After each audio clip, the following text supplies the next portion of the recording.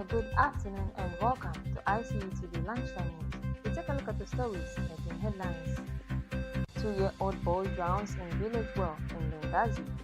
Sokwe village resident forced to drink contaminated water as crisis deepens. Mutati, Serbian ambassador, discuss strengthening bilateral cooperations. And in our international news, rebels capture key city in eastern DRC as thousands flee to Burundi. In our sports news, Ministry of Education hails under-15 football champions.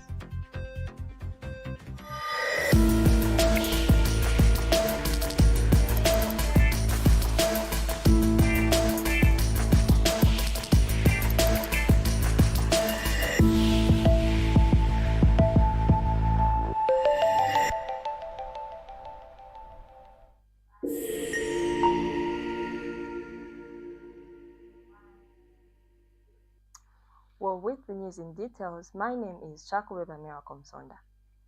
A 2-year-old boy of Matema village in Kakumba area, Eastern Province, has died after drowning in a well while his parents were away in the field. Eastern Province Police Commissioner Robertson Mwemba said the child was found floating in a well about 300 meters from the village after a search by family and locals. Police ruled out foul play after examining the body, which has been taken to Lundazi District Hospital mortuary. Residents of Sokwe village in Chief Hanjalika's chiefdoms are drinking colored contaminated water from shallow wells due to lack of clean water sources. Women were seen fetching water from a riverbed shared with animals.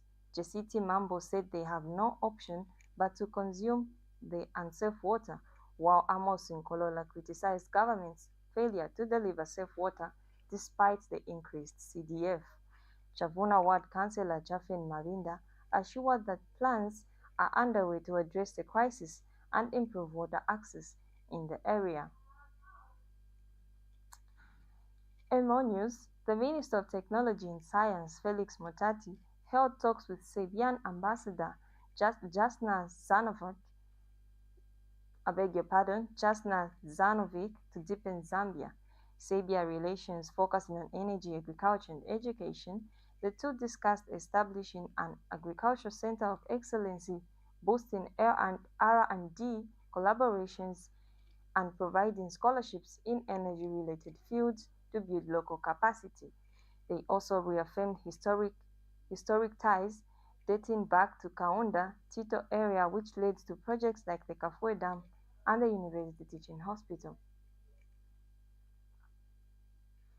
Government under President Hakainde Hichilema has made notable progress in improving infrastructure across Lusaka, with major upgrades to drainage systems and township roads currently underway.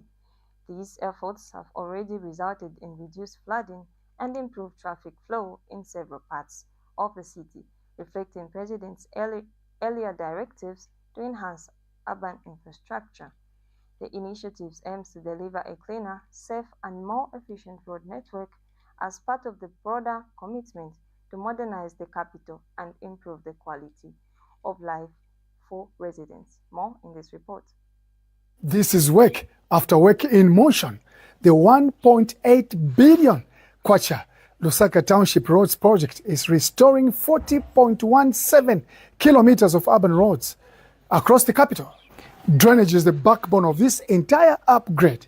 Lusaka has lived through years of flash floods that render roads useless, push water into homes, and stall traffic across the city. This particular project tackles that problem head on.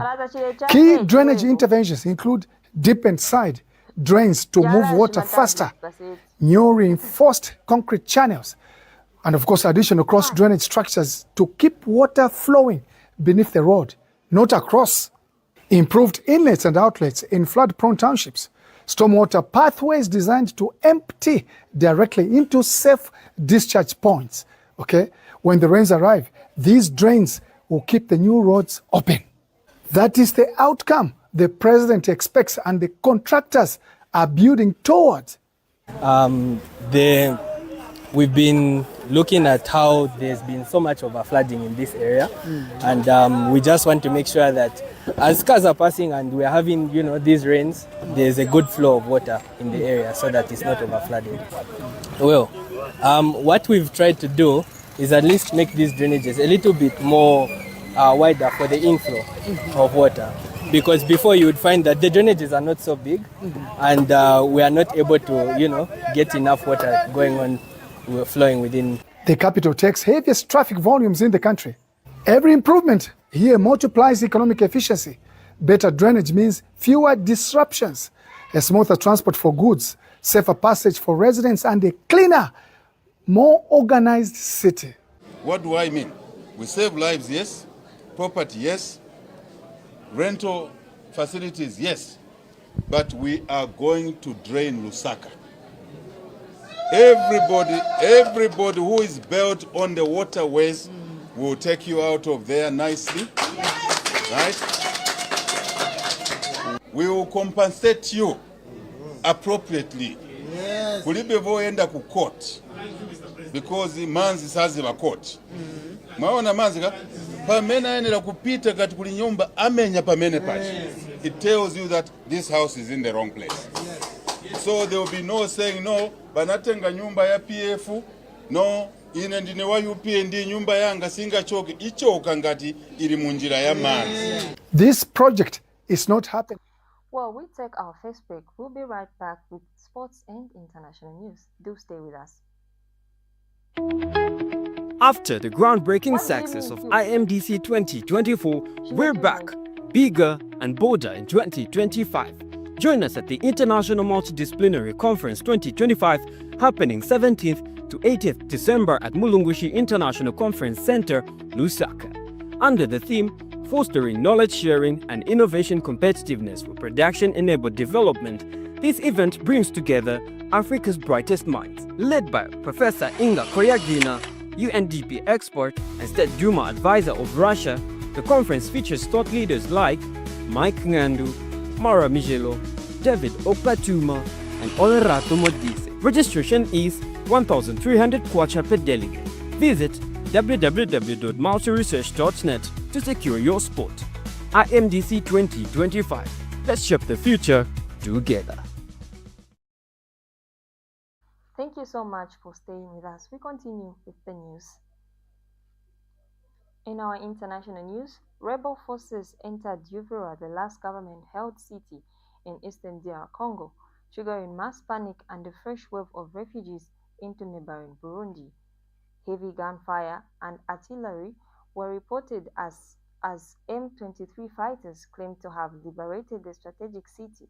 Residents told Radio Okapi that rebels were patrolling main streets amid chaos. The offensive comes days just after a U.S. brokered peace deal between President Felix and Rwandan leader Paul Kagame, raising doubts over its viability. We take another short break. Do stay with us for sports news. The Information and Communications University proudly invites you to its 7th graduation ceremony, a celebration of excellence, innovation, and achievement. The ceremony will take place on Friday, 19th December 2025 at the Mulungushi International Conference Center in Lusaka, starting at 8 hours. Join us as we confer graduates from across our schools and celebrate the next generation of Zambia's professionals and leaders. Information and Communications University, driving the through for the nation in research and development. The Information and Communications University proudly invites you to its 7th graduation ceremony, a celebration of excellence, innovation, and achievement. The ceremony will take place on Friday, 19th December 2025 at the Mulungushi International Conference Center in Lusaka, starting at 8 hours. Join us as we confer graduates from across our schools and celebrate the next generation of Zambia's professionals and leaders. Information and Communications University, driving the through for the nation in research and development.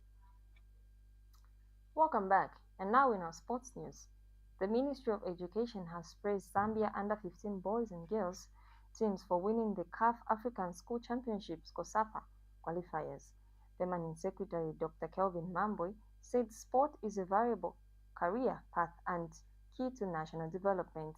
The team each won $100 and will represent COSAFA at the continental stage. The victory also highlighted the ongoing ministry partnership to promote school-level football.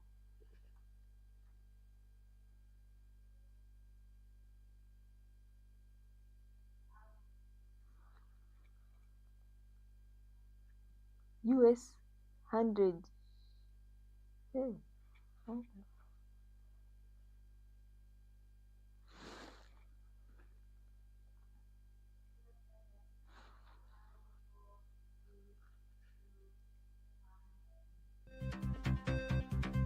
And that sports item brings us to the end of our lunchtime news. But before we go, we take a look at the stories that made headlines. 2-year-old boy drowns in village well in Lundazi. Sokwe village resident forced to drink contaminated water as crisis deepens. Mutati Serbian ambassador discussed strengthening bilateral preparations. In our international news, rebels capture key city in eastern DRC as thousands flee to Burundi. And in our sports news, Ministry of Education tells under-15 football champions. Well, thank you so much for staying up with us for our lunchtime news. I have been your presenter, Chakwa Miracle Sonda. Do stay tuned for our main bulletin at 20 hours. Have a blessed day.